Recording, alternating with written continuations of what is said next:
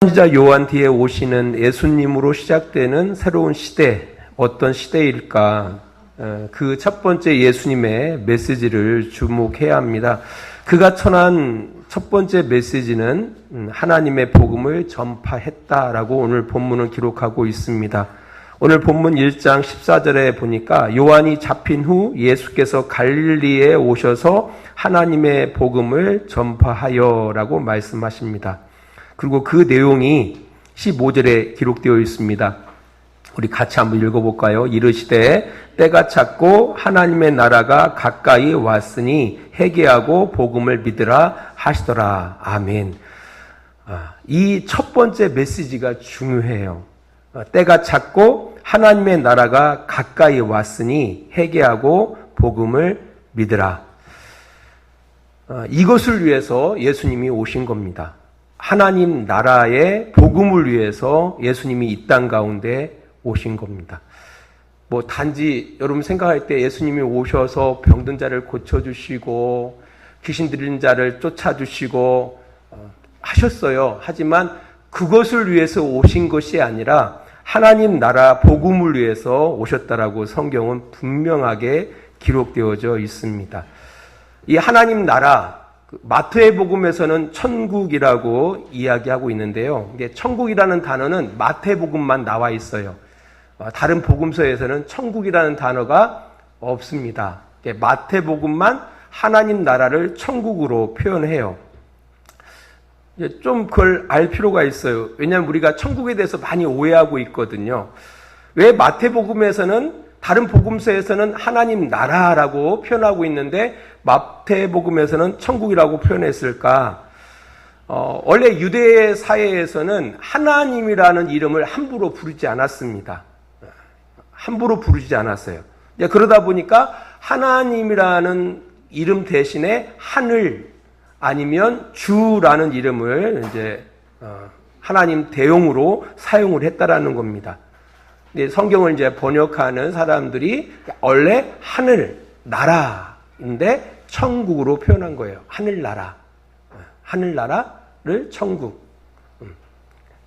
아니면 주의 나라. 이렇게 표현했던 겁니다. 마태복음에서는 그냥 천국으로 표현한 거예요. 그러니까 그 천국으로 표현한 것도 한국 성경을 기록하면서 천국으로 표현한 거예요. 그러니까 천국과 하나님 나라는 같은 말이에요. 다른 말이 아니라 같은 말. 그럼에도 불구하고 이 천국이라고 이야기하고 있기 때문에 많은 사람들이 오해를 해요. 천국 하면은 하늘에 있는 그 나라로 생각하거든요. 그래서 성도들이 죽어 들어가는 나라 이렇게 생각합니다. 그래서 천국을 천당이라고 생각하죠. 천당. 가끔가다 전도할 때 예수 천당, 불신 지옥 이렇게 전도를 하는 사람들이 있잖아요. 죽어 들어가는 나라. 예수 믿고 죽어서 천국 가세요. 이게 복음의 메시지라고 많은 사람들이 생각하는데 앞으로 우리가 이제 살펴보겠지만 그 천국, 그 하나님 나라는 죽어 들어가는 나라로 이렇게 예수님이 선포하고 있지는 않아요.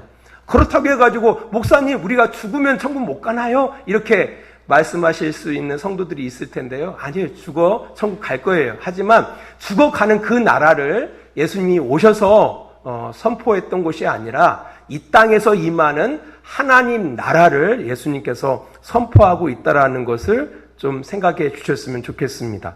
그런 오해들이 너무 커요. 그래서 죽어 들어가는 그 천국을 위해서 이 땅 가운데 신앙생활하는 사람들이 너무너무 많아요. 그러니까 크게 오해하고 신앙생활을 하는 겁니다.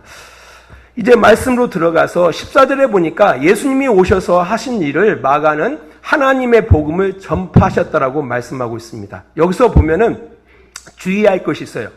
여기 보면은 한글 성경에는 그냥 하나님의 복음이라고 번역하고 있지만 헬라어 성경을 바라보면은 하나님의 그 복음을 전파하셨다라고 이야기하고 있습니다. 하나님의 그 복음. 영어 성경을 갖고 계신 분들은 더 가스펠이라고 기록하고 있습니다. 더 가스펠. 앞에 정관사가 들어가 있어요. 그 복음을 전파하셨다. 헬라어로 말하면 토 유앙겔리온. 그 복음을 전파하셨다. 마가복음 1장 1절에서도 마찬가지입니다. 하나님의 아들 예수 그리스도의 복음의 시작이라 할 때 예수 그리스도의 복음 할 때 그 복음 앞에도 더 가스펠, 토 유앙겔리온이라는 헬라어 단어가 기록되어져 있습니다. 그러니까 그 복음의 시작이라는 겁니다. 그 더가 들어간다라는 것, 정관사가 들어간다라는 것은 그 앞에 어떤 그 다른 이제 이 복음이다라는 그 복음이라는 그 소식이 분명히 있는 겁니다. 예를 들어서 여러 사람들이 있는데 바로 그 사람이야 할 때 분명히 특정하는 그 사람이 있거든요. 그때 더가 들어가는 거거든요. 바로 그 사람이야. 이 얘기는 바로 뭐냐면은 하나님께서 바로 그 복음을 전파하셨다라는 거예요. 예수님께서 바로 그 복음. 그렇다면은 그 예수님께서 특정하신 그 복음이 뭘까? 마가가 특정하고 있는 그 복음이 뭘까를 살펴봐야 합니다. 마가복음 1장 2절을 바라보니까 친절하게도 이렇게 설명하고 있어요. 선지자 이사야의 글에 보라 내가 내 사자를 네 앞에 보내노니 그가 내기를 준비하리라 라고 말씀하시면서 이사야의 글을 인용하고 있습니다. 아마 이사야와 이 복음과 연관이 되어져 있을 겁니다. 우리 이사야 40장으로 가봅니다. 우리 구약성경 이사야 40장 9절 10절 말씀을 보겠습니다. 구약성경 1015쪽에 나와 있습니다. 우리 같이 읽겠습니다. 언제 이사야를 읽겠어요? 지금 읽습니다. 아름다운 소식을 시온에 전하는 자여 너는 높은 산에 오르라. 아름다운 소식을 예루살렘에 전하는 자여 너는 힘써 소리를 높이라. 두려워하지 말고 소리를 높여 유다의 성읍들에게 이르기를 너희의 하나님을 보라 하라. 보라 주 여호와께서 장차 강한 자로 임하실 것이요 친히 그의 팔로 다스리실 것이라. 보라 상급이 그에게 있고 보응이 그 앞에 있으며. 여기 보니까 복음이라는 단어, 소식이라는 단어가 계속 언급되어져 있습니다. 이 구절을 바라보니까 앞에 아름다운 소식 이것을 복음이라고 하죠. 이렇게 풀어보면은 그것을 한자로 이렇게 압축해보면 복음, 아름다운 소식 이렇게 정확하게 친절하게 설명하고 있습니다. 그러니까 복음이라는 단어가 정확하게는 표현되고 있지 않지만 복음을 풀어 쓴 낱말들이 기록되어 있습니다. 아름다운 소식, 복음이죠. 아름다운 소식. 그 복음의 내용이 뭐라고요? 10절 다시 봅니다. 보라, 주 여호와께서, 하나님께서 장차 강한 자로 임하실 것이다. 친히 그의 팔로 다스리실 것이다. 그러니까 하나님이 이 땅 가운데 임하셔서 친히 다스리실 것이다. 이게 아름다운 소식이다. 바로 그 복음을 누가 전파하시는 거예요? 예수님이 전파하시는 겁니다. 아시겠습니까? 네. 또 한 곳 보겠습니다. 52장입니다. 이사야 52장 7절 말씀을 보겠습니다. 왔으니까 그냥 가시면 안 되고요. 뭔가 얻어가셔야 하잖아요. 52장 7절 같이 읽습니다. 좋은 소식을 전하며 평화를 공포하며 복된 좋은 소식 가져오며 구원을 공포하며 시온을 향하여 이르기를 네 하나님이 통치하신다 하는 자의 산을 넘는 발이 어찌 그리 아름다운가. 여기 보니까 복음이라는 단어로 설명할 수 있는 단어가 이렇게 쭉쭉 나오죠. 좋은 소식, 그죠? 복된 소식. 이게 복음이죠. 복된 소식, 좋은 소식. 그 복되고 좋은 소식이 어떤 소식이죠? 그 내용이 네 하나님이 통치하신다. 야, 그러면 하나님 나라가 뭐예요? 어떤 뜻이에요? 하나님이 통치하신다라는 거예요. 하나님이 직접 이 땅 가운데 임하셔서 우리를 통치하시는, 이게 바로 하나님 나라죠. 이게 예수님이 전하신 그 복음, 마가가 말하는 그 복음이 뭐냐? 이사야 40장과 이사야 52장에서 이야기하는 것처럼 하나님이 직접 이 땅 가운데 강림하셔서 그가 직접 이 땅을 통치하신다. 여호와께서 통치하신다. 바로 이 복음을 증거하셨다라는 겁니다. 그렇잖아요. 그렇구나. 하나님 나라가 죽어서 가는 그 나라가 아니라 하나님이 이 땅 가운데 강림하셔서 통치하시는 나라. 그 나라가 바로 하나님 나라구나. 이게 하나님 나라예요. 그 하나님 나라를 예수님이 이 땅 가운데 하나님의 아들로 이 땅 가운데 오셔서 그 나라를 전파하시는 겁니다. 그 하나님의 복음을 전하시고 하나님 나라를 전하시고 있는 겁니다. 자, 그렇다면은 의문이 있을 거예요. 하나님이 직접 이 땅 가운데 강림하셔서 우리를 다스린다라는 이 내용이 정말 우리에게 좋은 소식이냐, 복된 소식이냐, 아름다운 소식이냐. 그렇잖아요. 정말 하나님이 이 땅 가운데 강림하셔서 우리를 다스리시는 것이 복된 소식일까? 아름다운 소식일까? 기쁜 소식일까? 지금 한참 리버풀하고 뭡니까? 손흥민 누구죠? 예. 몰라요? 손흥민이 소속되어진 팀하고 축구 경기를 하고 있는데 그때가 마침 예배 시간이에요.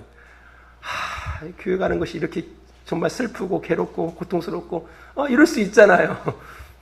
근데 아무튼 중요한 것은 하나님이 이 땅 가운데 강림하셔서 우리를 통치하시는 것이 정말 우리 인간에게 좋은 소식일까? 아름다운 소식일까? 복된 소식일까?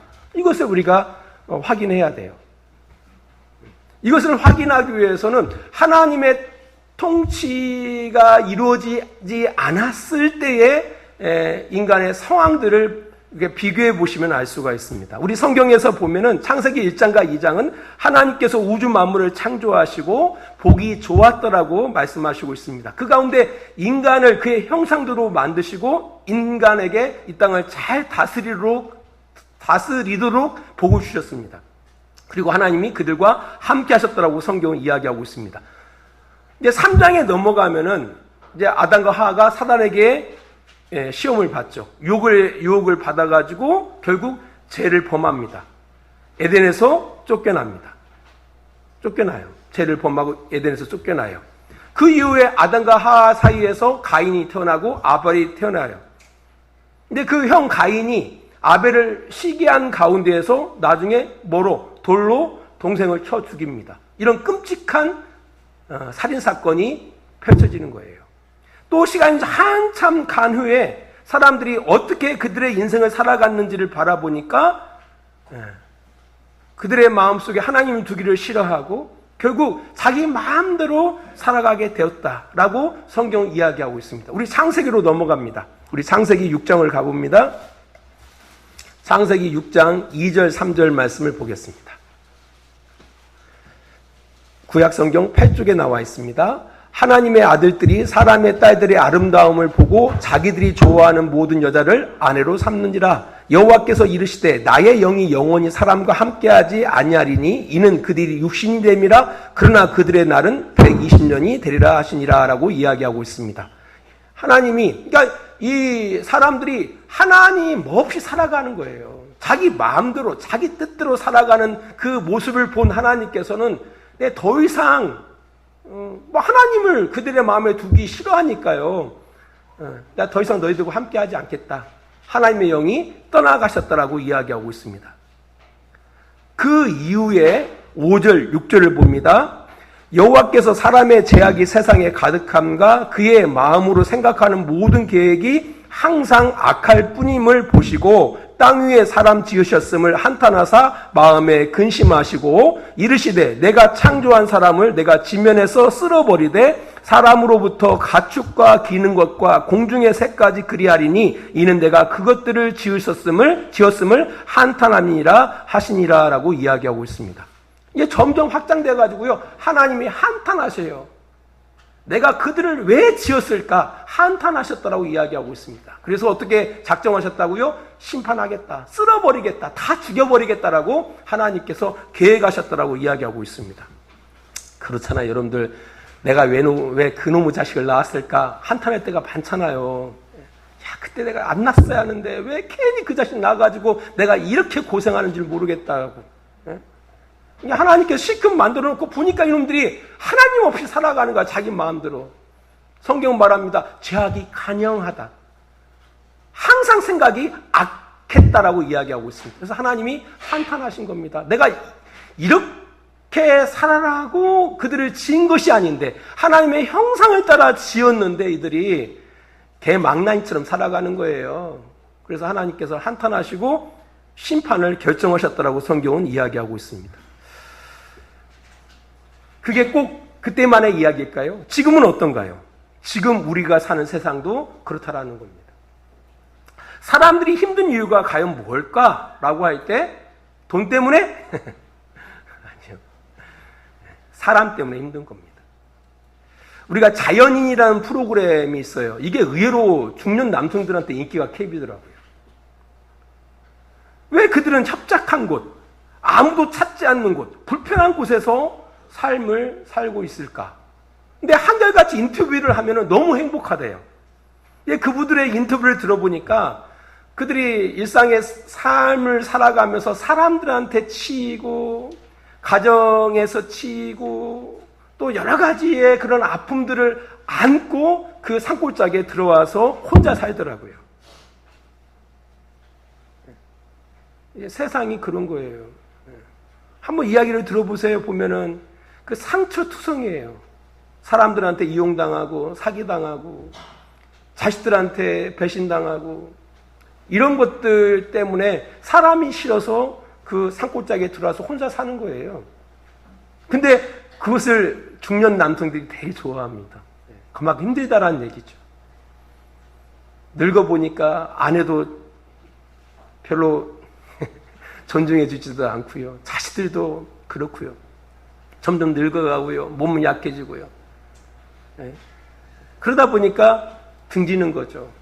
등져서 산골짜기로 찾는 거예요. 근데 그래도 등질 수가 없는데 TV에 그런 모습을 바라보니까 대리만족을 하는 거예요. 세상이 그렇다라는 겁니다.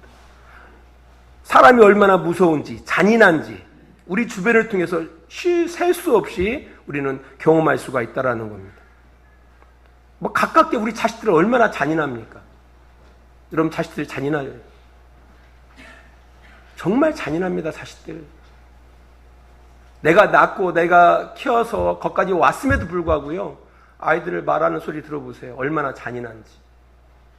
그것이 사람 입에서 나올 수 있는 말인지. 정말 잔인해요. 부모는요, 그럼.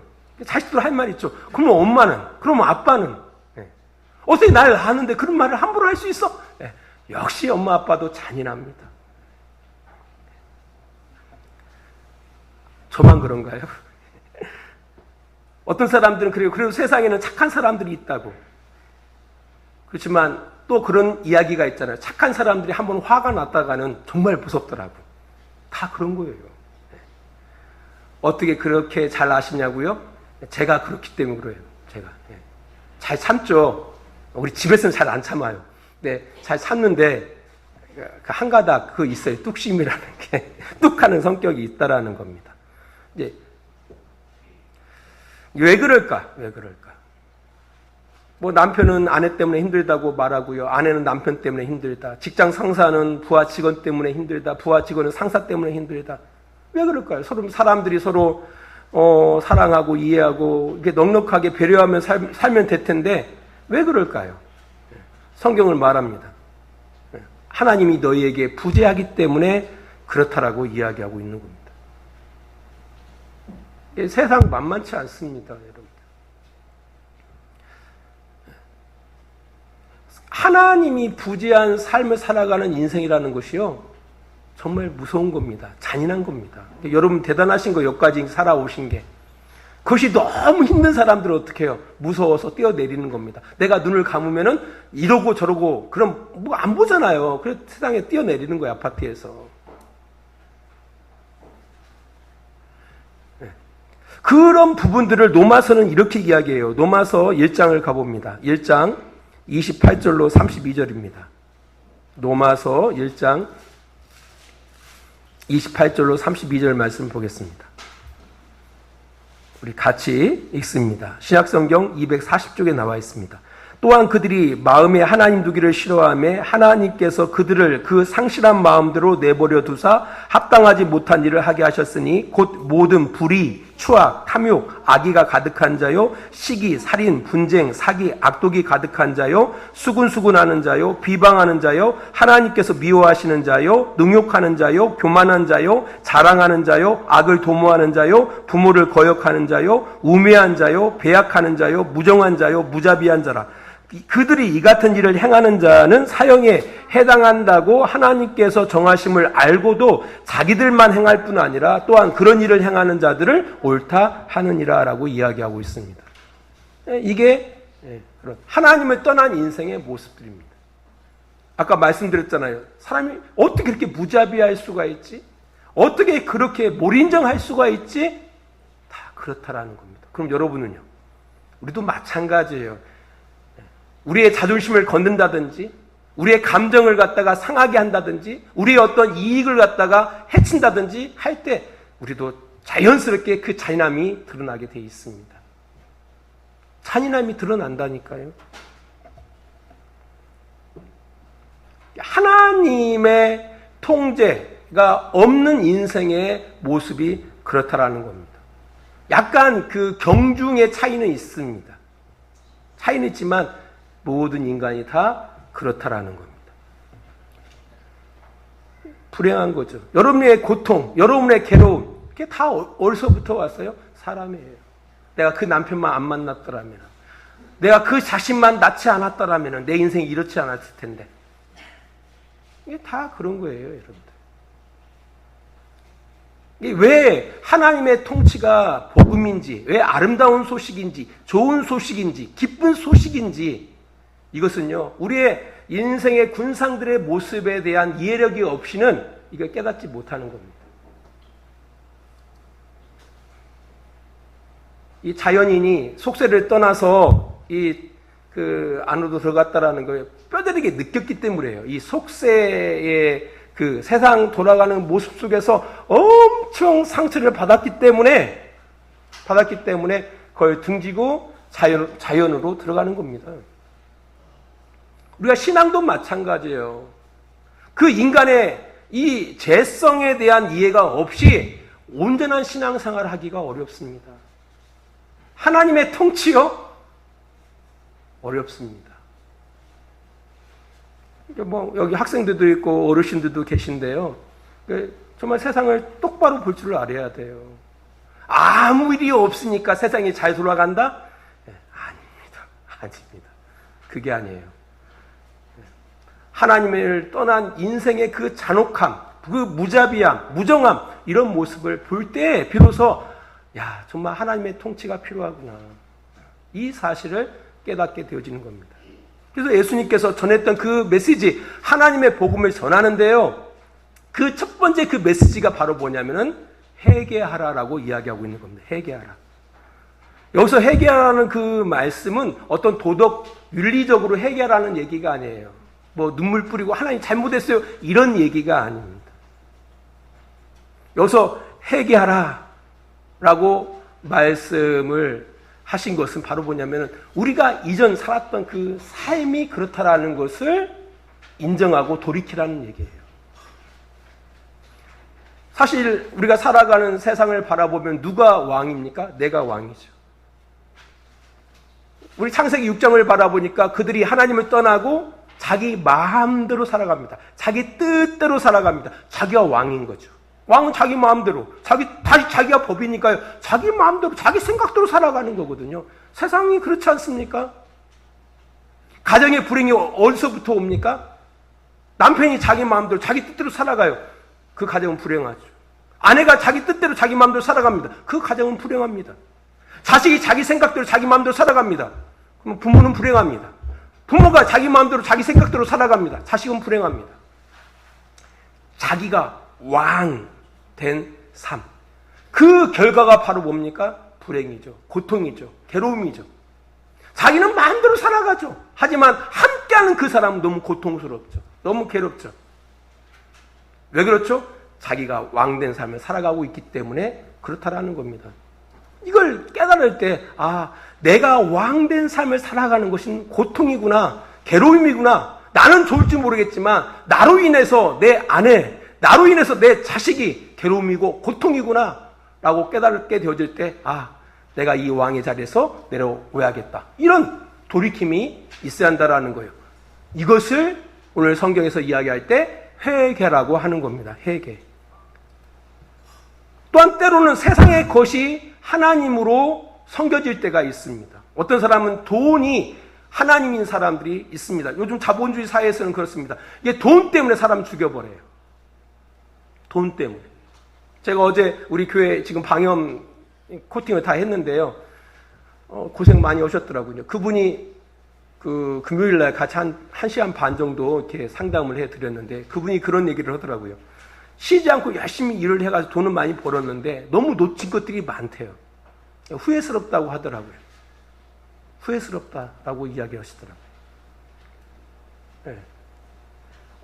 세상 사람들이 보면은 너무나 많은 사람이 돈이 신이 돼서 돈을 섬깁니다. 돈의 노예가 돼서 살아가는 사람들을 많이 볼 수가 있거든요. 나중에 보면은 후회스럽죠. 한탄스럽죠. 그게 아니었는데. 이런 경우도 있단 말입니다. 누구를 섬겨야죠?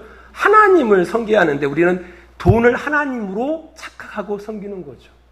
바로 이런 것으로부터의 돌이킴을 이야기하는 겁니다. 단순한 어떤 윤리 도덕적인 이야기가 아니다라는 겁니다. 그래서 사도행전 3장 26절에 보니까 이렇게 이야기하고 있습니다. 예수님이 이 땅에 오셔서 하신 일에 대해서 이렇게 이야기하고 있는데요. 사도행전 3장 26절을 바라보니까 하나님이 그 종을 세워 복 주시려고 너에게 먼저 보내사 너희로 하여금 돌이켜 각각 그 악함을 버리게 하셨느니라.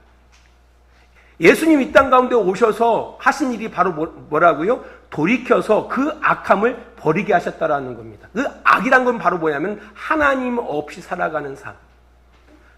하나님이 아닌 세상 것을 하나님으로 섬겼던 삶을 돌이키는 거예요.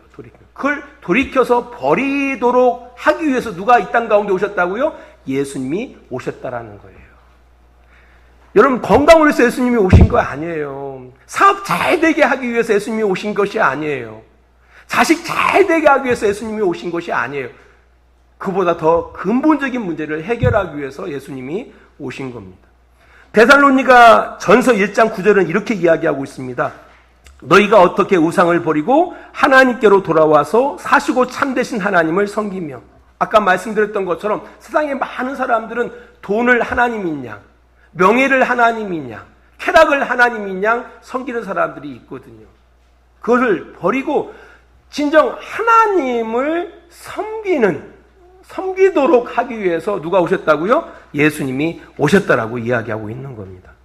그래서 회개하라고 예수님께서 말씀하시는 겁니다. 회개하라. 네가 왕이었던 자리에서 내려와라. 그리고 하나님을 왕으로 모셔드리라.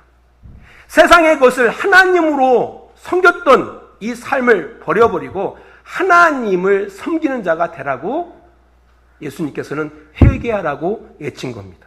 그것이 바로 회개예요. 그 회개가 이루어지지 않고서는 뭘 경험할 수가 없어요? 하나님의 다스리심을 경험할 수가 없습니다. 누릴 수가 없다라는 겁니다. 한국교회 아직도 많은 성도들이 교회에 들어와서 신앙생활을 하고 있습니다. 많은 예배를 드리고요, 봉사도 열심히 하고요, 하나님께 많은 것을 드린다고 합니다. 그러나 얼마나 많은 사람들이 하나님의 통치를 경험하고 있을까? 제가 볼 때는 그렇게 많지는 않을 겁니다. 왜? 내가 아직도 주인이거든요. 왜?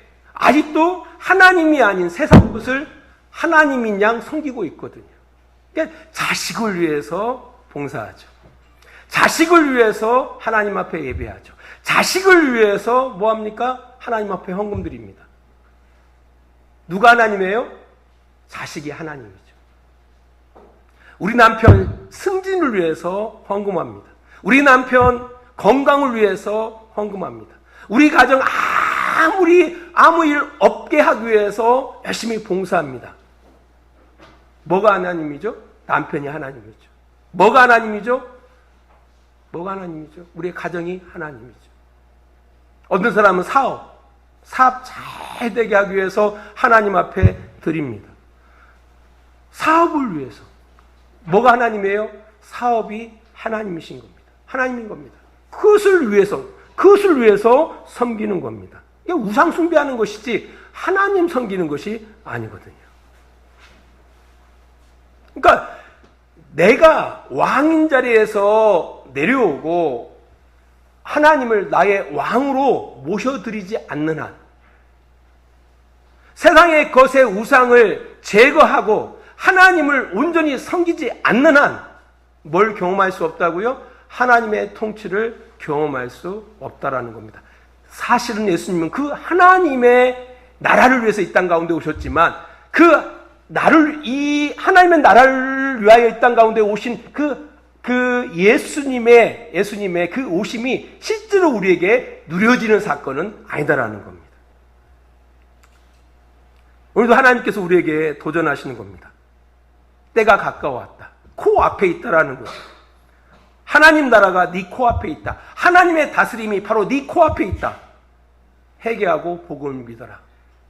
뭘 회개하라는 겁니다. 너 아직도 네가 왕이지 않느냐. 너 왕 자리 내려와. 정말 하나님이 너를 갖다가 통치하기를 한다면은 네가 왕인 그 자리에서 내려와.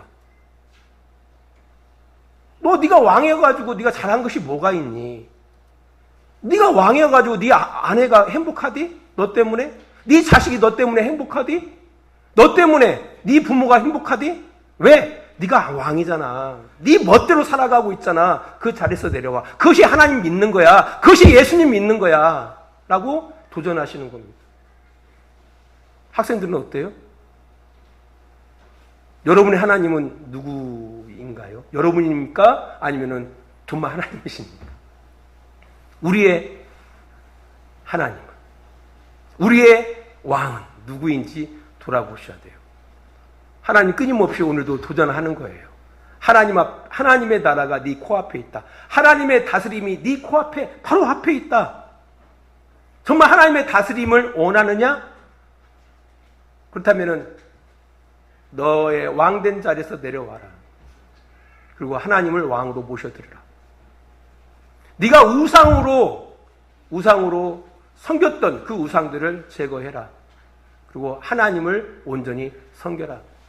그러면 뭐예요? 하나님이 통치하실 것이다라고 말씀하고 있는 겁니다. 그 구체적인 예를 사도행전 4장에서 확인할 수가 있습니다. 우리 사도행전 4장 19절 말씀을 잠깐 보겠습니다.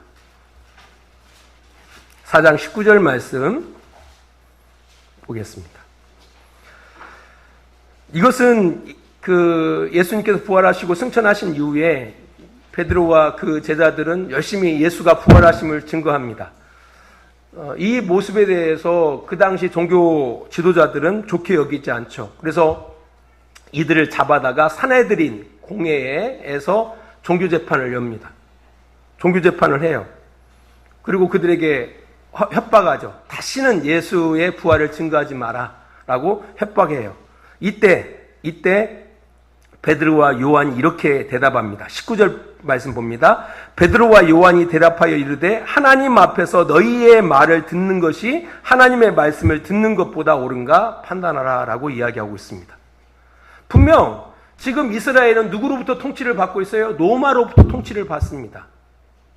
그러니까 이스라엘의 실질적인 권력은 로마에게 있어요. 하지만 그 정신적인 차원에서는 누구로부터 통제를 받고 있었냐면 그 당시에 종교 지도자들입니다. 종교 지도자들. 그 종교 지도자들이 말한 그 내용과 그 베드로와 요한이 생각하고 있는 것과 충돌이 이루어졌어요.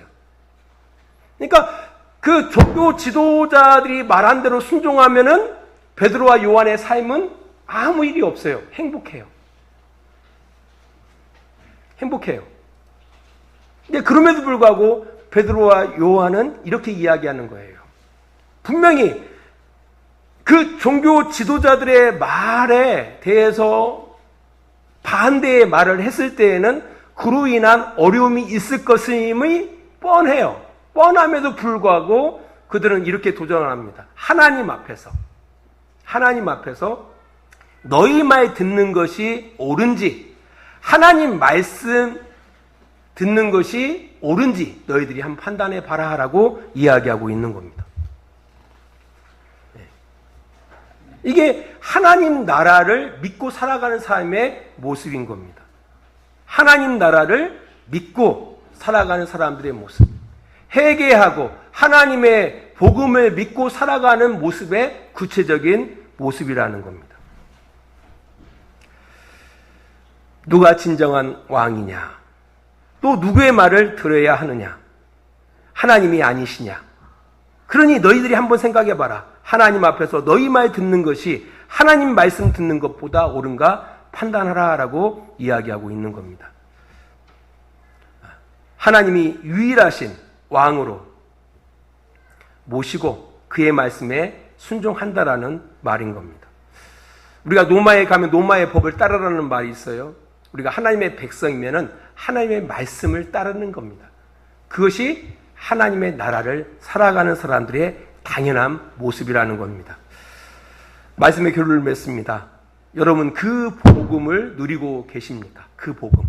하나님이 통치하시는 그 복음을 살고 있습니까?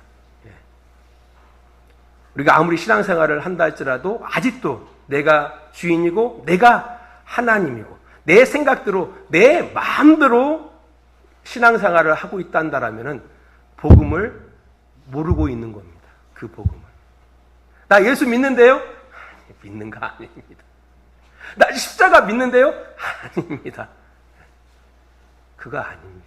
나 교회 한 번도 안 빠졌는데요? 새벽기도 한 번도 안 빠졌는데요? 정말 기도 많이 하는데요? 아닙니다. 복음을 사는 것이 아닙니다. 하나님이 여러분을 통치하고 있는가를 돌아보셔야 돼요. 하나님이 정말 여러분의 왕이십니까? 혹시 여러분이 섬기는 것이 하나님이 아니라 세상 것은 아닙니까? 한번 돌아보아야 한다는 겁니다. 돌아보시고 아직까지도 내가 그 하나님의 통치, 하나님의 다스림 가운데 살고 있지 않다라면 늦지 않았습니다. 오늘 이 순간부터 하나님 맞습니다. 정말 내 생각도 내 마음도 사니까요. 가정이 불행하더라고요. 내 자식들이 불행하고요. 내 아내가 불행하고요. 정말 그렇더라고요. 정말 내가 왕인 것 분명해요. 그렇게 살면 결국 그 불행밖에, 고통밖에 없다는 사실을 저 인정해요.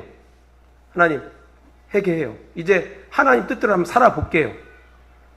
이런 결단이 이루어질 때, 이런 결단이 이루어지고, 여러분 안에 하나님을 왕으로 세상 것을 섬겼던 것들을 제거하고 하나님을 온전히 섬기고자 하는 가운데 나올 때 하나님의 나라는 여러분 가운데 임하는 겁니다. 이런 복된 삶을 살아내시는 여러분 되시기를 바랍니다. 기도하겠습니다. 하나님 감사합니다.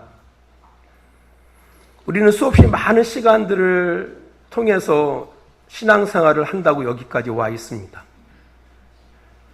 그러나 그 신앙생활이, 그 봉사가, 그 열심이, 그 헌신이, 그 예배가